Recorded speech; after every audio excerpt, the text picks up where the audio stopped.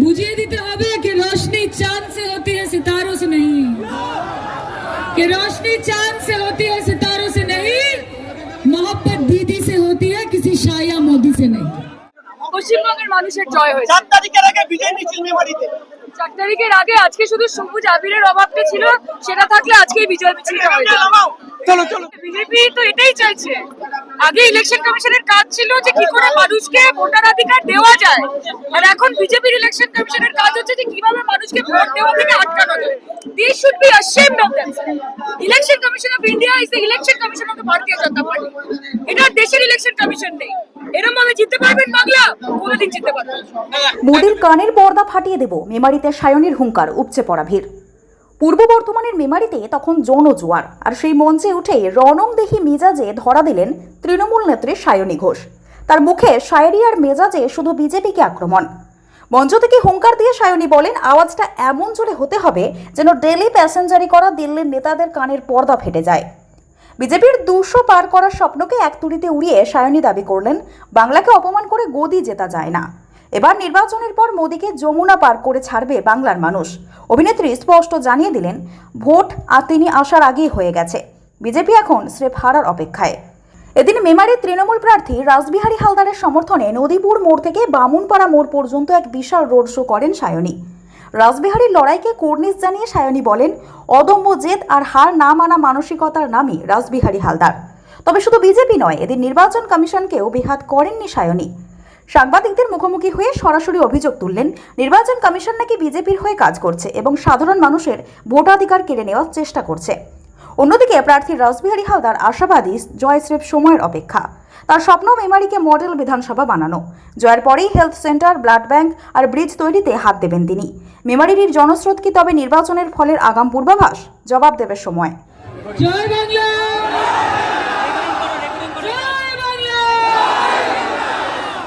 এত জোরে আওয়াজটা হতে হবে যে যারা ডেলি প্যাসেঞ্জারি করে পশ্চিমবঙ্গের আকাশে ঘুরে ঘুরে বেড়াচ্ছে, উড়ে উড়ে বেড়াচ্ছে, তাদের কানের পর্দাগুলো যেন ফেটে যায়। বলো জয় বাংলা।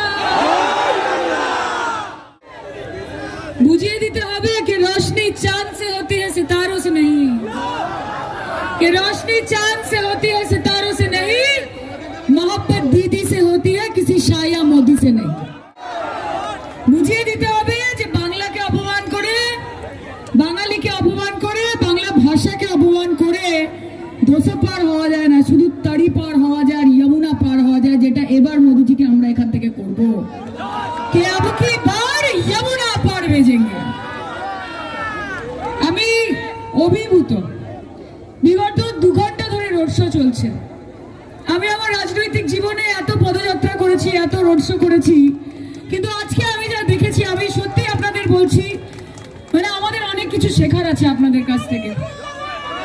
এখানকার মেমারির সংগঠন, মেমারির ছাত্র, যুব, মহিলা অঞ্চল থেকে যারা এসছে, যারা কাউন্সিলর এসছেন, কাতারে কাতারে লোক রাস্তায় যারা যারা বেরিয়েছেন, আপনাদের সকলকে করো জোরে নত মস্তকে আমার প্রণাম। Thank you.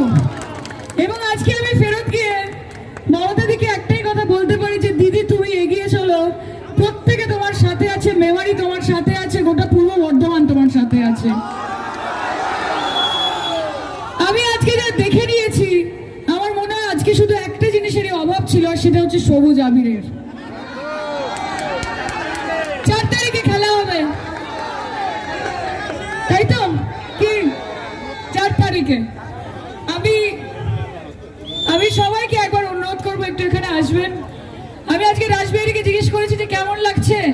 মেমারির ক্যান্ডিডেটরা অনেক কিছু বলছিল যে দিদি ইতিহাস আছে, দারুণ দারুণ মন্দির আছে, আপনাকে অনেকবার আসতে হবে। আমি যে কি করবে ভাবছো?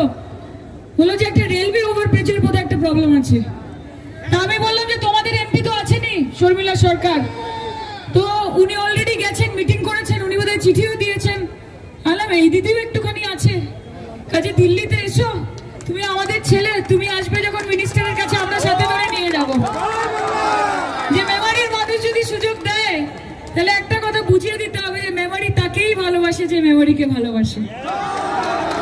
কাজে এই ভালোবাসাটা প্রমাণ করতে হবে। আমার অনেক জায়গায় যাওয়ার, আপনাদের আশীর্বাদ ভালোবাসায় প্রচুর মানুষ ডাকে, সেখানে যেতে হয়, খুব বেশি সময় দিতে পারলাম না। দারুণ করে খেলুন, ভালো করে জেতান। সামান্য একটা গান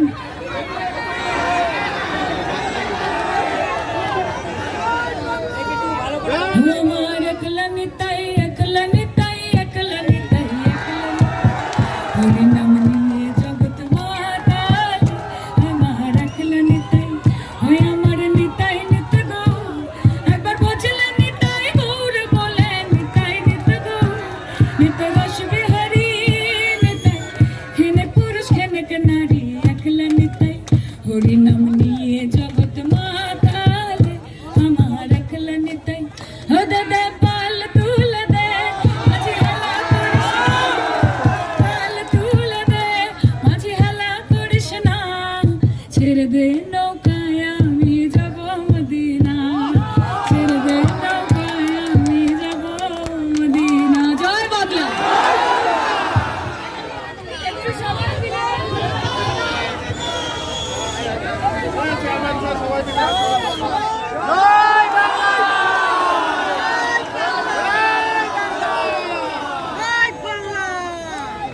জড়ো করেছে, সে তৃণমূল কংগ্রেসের সৈনিক, যুব সৈনিক, অন্যান্য শাখা সংগঠনের সৈনিক সবাই মিলে যে পরিশ্রম করেছে, সেই ঐক্যবদ্ধতার ফল আজকের এই র্যালি। এবং তার সাথে সাথে শুধু কর্মীরা নয়, মেমারিবাসী আজকে আনন্দ করেছে এই র্যালিতে, তারা বেরিয়ে পড়েছে, আশীর্বাদ করেছে। আমি আপ্লুত, প্রথমেই নতমস্তকে প্রণাম জানাই মেমারিবাসী। আমি মেমারিবাসী আজকে আমাকে এসে বলছে তিনি 25 বছর ধরে কলকাতায় থাকে, তাকে কোনোদিন মেমারিতে দেখা যায়নি, বরঞ্চ মেমারিবাসী আমাকে সুখে দুঃখে সব সময় পেয়েছে। আমি এখানে বিভিন্ন কর্মসূচিতে উপস্থিত হয়েছি এবং গোটা জেলার কর্মসূচিতে থাকি। তা আমি সব সময় যেমন রাজনীতিবিদ তেমনি নিজেকে সবসময় সেবায় নিয়োজিত করে রেখেছি অ্যাজ এ সোশ্যাল ওয়ার্কার। একটা কাজ মেমারির যে বিজেপি প্রার্থী হয়েছে করেছে, এমন একটা কাজ দেখা, মানুষের সেবায় নিজে কাজ করেছে, তাহলে জানবো। এবং একটা মন্ডল সভাপতি বিজেপির বা বুথের সভাপতি বিজেপি, তিনি যদি নাম বলতে পারেন তাহলে জানবো তিনি বিজেপির কে কর্মী সেটাই জানেন না। কোন কাজকে বেশি গুরুত্ব দেবেন?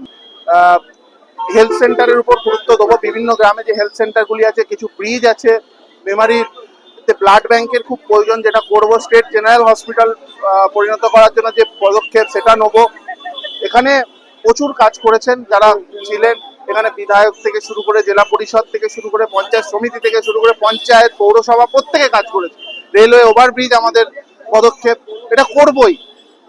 যদি কেউ বিরোধিতা করে দরকার হলে আন্দোলনে যাবো, কিন্তু এই কাজ করবো। এত প্রচার করলেন, এটাই দেখুন, আমরা সবাই মমতা বন্দ্যোপাধ্যায়ের সৈনিক, অভিষেক ব্যানার্জির সৈনিক। আমরা সবাই মমতা ব্যানার্জি, অভিষেক ব্যানার্জিকে এই সিটটা সব থেকে বেশি লিড করে আমাদের নেতার হাতে তুলে দেব।